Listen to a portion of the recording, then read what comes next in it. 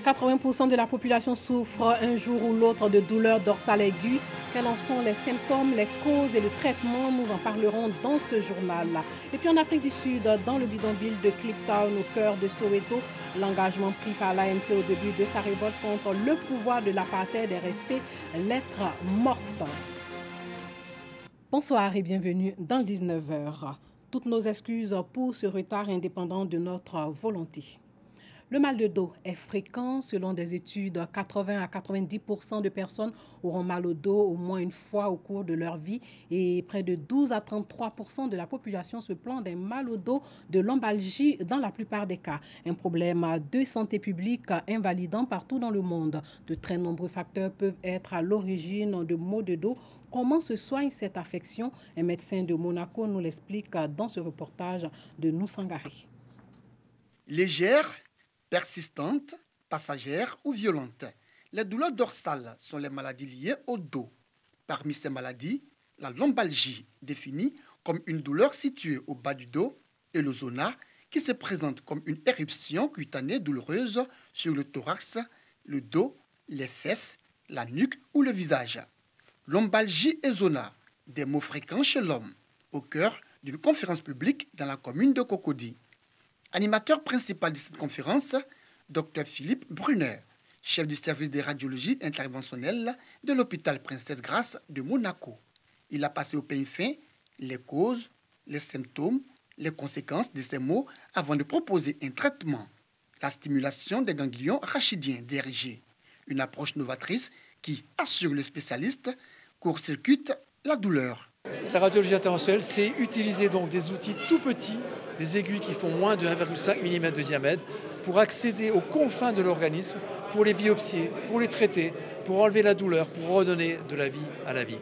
Ce sont des techniques simples à mettre en œuvre, avec un minimum d'expérience, avec, c'est vrai, un matériel qu'on doit avoir, essentiellement un scanner interventionnel ou des radiologies, ou ces outils de radiologie, mais il faut une expérience, il faut apprendre aux jeunes, il faut leur donner envie. Nous sommes heureux d'être avec lui, nous sommes heureux qu'il soit venu et qu'il ait envoyé sa spécialité avec ses autres confrères qui sont au niveau d'Abidjan.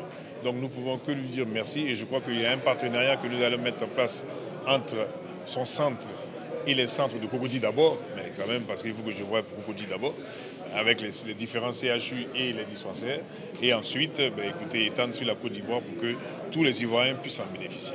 Cette conférence publique est une initiative de la mairie de Cocody. Elle s'inscrit dans la politique sociale de la nouvelle équipe municipale visant à améliorer le quotidien des populations de cette commune. Le cap des 1000 morts a été franchi hier dans l'épidémie de la fièvre hémorragique Ebola en République démocratique du Congo. Les autorités congolaises et l'Organisation mondiale de la santé ont dénoncé des manipulations politiques qui attisent l'hostilité contre le personnel médical dans les régions affectées, un facteur qui tend à aggraver l'épidémie. Au total, il y a eu 1008 décès, 942 confirmés et 66 probables et 422 personnes guéries selon les autorités sanitaires du pays. Au 2 mai, les autorités sanitaires ont enregistré 14 nouveaux décès et de cas confirmés. C'est la 10e épidémie sur le sol congolais et la deuxième la plus grave dans l'histoire du virus après celle qui a menacé l'Afrique de l'Ouest en 2014 et qui a fait plus de 11 000 morts. Écoutons le ministre congolais de la Santé. C'est des centaines de familles, des centaines d'enfants, de veuves qui sont éprouvés. Et ce qui est regrettable, c'est que normalement aujourd'hui, avec les moyens dont nous disposons en termes de santé publique, en termes de connaissance de la maladie, de moyens thérapeutiques et de vaccins, ces morts sont réellement des morts qu'on aurait pu éviter. Sachez que plus de 110 000 personnes ont été vaccinées depuis début août. Les deux pays frontaliers, le Rwanda et l'Ouganda, ont aussi vacciné des membres de leur personnel de santé. Retour en Côte d'Ivoire, la femme, le mariage, le célibat en Afrique aujourd'hui, c'est le thème de la première conférence internationale sur la problématique du célibat en Afrique à l'Institut de théologie de la Compagnie de Jésus. Par ce geste, l'Institut de théologie veut être à l'écoute des cris du peuple. Parmi ces cris, celui des femmes célibataires, l'un des défis du champ pastoral. Une étude réalisée par un groupe du PNUD en 1998 a relevé la montée du célibat à Abidjan, Brazzaville et Dakar. Bintou Pekele par Gassorokoni. Des femmes célibataires pas bien vues dans la société africaine et à qui l'on accorde peu de considération. Des femmes célibataires qui doivent se battre pour s'imposer. Je suis célibataire. Bon, dans ma famille, je ne suis pas rejetée en tant que telle. Mais ça dépend des familles. Quand tu travailles, que tu n'es pas marié, tu es respecté parce que tu participes aux charges de la famille. Mais quand tu ne fais rien du tout, là, tu es rejeté tout. Mais je n'ai pas le choix parce qu'il n'y a pas d'homme qui est venu se présenter pour se marier. Sinon que ce n'est pas mon souhait. Pour les jésuites en Côte d'Ivoire, une femme, qu'elle soit célibataire ou mariée, demeure une femme. Nous voulons promouvoir un nouvel ordre social, un ordre social de justice, de respect de la dignité, un ordre social où ceux qui se marient puissent faire véritablement l'expérience de ce que le mariage promet. La joie, l'amour, mais aussi un ordre social au sein duquel les femmes célibataires se sentent à l'aise dans leur peau. Si être célibataire est un problème pour une femme, qu'elle accepte que c'est un problème, mais c'est bon. Parce que la vie aussi est faite de problèmes. Deux femmes se sont succédées au pupitre pour animer une conférence sur les désirs et le vécu de la femme en Afrique pour l'une et sur la question du genre vu en Afrique pour l'autre. On ne va pas condamner un groupe parce que tu n'es pas dans un mariage légal. Non, il faut t'assumer, il faut aimer, il faut vivre avec les gens avec lesquels tu es en famille, que ce soit social ou biologique. Tu as ton mot à dire. Entrer dans le mariage n'est pas un kit de bonheur. Parce qu'on se rend compte qu'aujourd'hui, il y a beaucoup de femmes qui sont mariées, qui ont des enfants, mais qui veulent sortir du foyer. Pourquoi? Parce qu'elles ne sont pas obligatoirement heureuses dans ce foyer-là. Et il y a des femmes qui, par exemple, sont seules, mais qui, aujourd'hui, elles sont plus épanouies, plus en paix avec elles-mêmes, simplement parce qu'elles ont trouvé un sens à leur vie. Alors, ce que je voudrais dire aux femmes d'aujourd'hui, aux femmes mariées comme aux femmes célibataires, le tout, ce n'est pas d'attendre que quelqu'un d'autre fasse notre bonheur, mais il faut trouver soi-même un sens à sa vie. Il faut un objectif et vivre l'objectif de bonheur qu'on s'est fixé. Ce cadre de réflexion sur la femme, le mariage et le célibat referme ses portes ce samedi.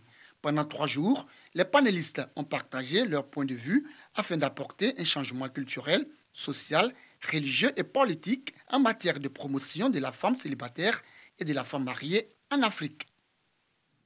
Hors de chez nous, la demande d'expertise médicale concernant le président gabonais Ali Bongo Ondimba, déposée fin mars par un collectif d'opposants en vue de déterminer la capacité du chef de l'État gabonais à exercer ses fonctions, a été rejetée par la justice.